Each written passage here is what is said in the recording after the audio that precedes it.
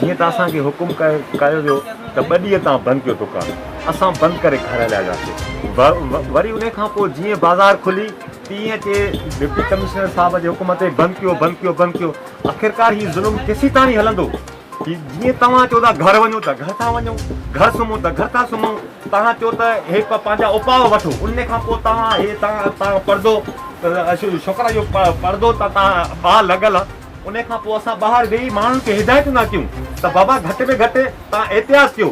एहतियात करण खां पोइ बि असांजे मथां एतिरो ज़ुल्म छो? हीअ ग़रीब गुरबा मज़दूर काॾे वेंदा?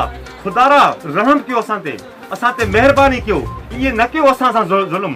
हीअ ज़ुल्म आहे, हीअ नाजाइज़ी आहे। पर हिन सिंध ते कई हुकुमरान आया, पर उन्हनि हुकुमराननि हसरत तव्हां ॾिसो था, असांखे कुझु न करे सघंदव। असां भले गिरफ़्तारियूं बि ॾियण लाइ तयारु आहियूं, असां ॾींदासीं, मगर कॾहिं बि हीअ नाजाइज़ी आहे, ज़ुल्म आहे असांजे मथां। इहो ज़ुल्म बंदि कयो वञे, महिरबानी। जीअं तव्हां हुकुम कयो आहे असां उन हुकुम जा पाबंद आहियूं। पोइ बि असांजा दुकान बंदि कराया था वञनि, या नाजाइज़ी नाजाइज़ी पंहिंजी बंदि कयो।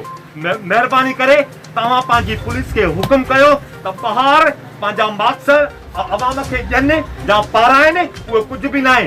असांजे मथां फिरिया इहो बीठा आहिनि त तव्हां ॾंडो खणी दुकान बंदि कयो। आख़िर छो?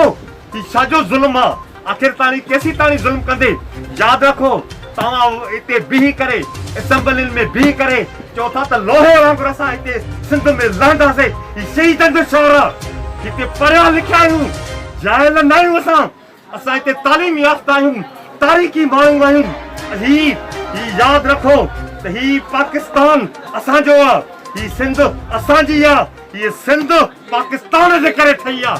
हीअ सिंध हिन जा अजीब बाबा क़ौम ज़ाहिर आहे त हू सुम्हियो पियो आहे असां वटि, ऐं निशानी आहे असांजी। ईअं न आहे, हीअ क़ौम सदियुनि खां हलंदी आई आहे, हीअ क़ौम जाइल न आहे। महिरबानी करे मां अब्दुर्रहमान सोलंकी अंसारी वार चौक शरह बदल ते दुकानु आहे मुंहिंजो। जीअं त हिननि भाइरनि जो मुंहिंजी सिंध चैनल वारनि जा वॾा थोराइता आहियूं, जो असांजे हिन ॾुखी घड़ीअ में असांजा ॾुख ऐं जेको आहे सो बांधींदे आया आहिनि, ऐं भाउ हिननि जा वॾा थोराइता आहियूं। अलाह साईं हिननि खे ख़ुशि रखंदो, आबाद रखंदो।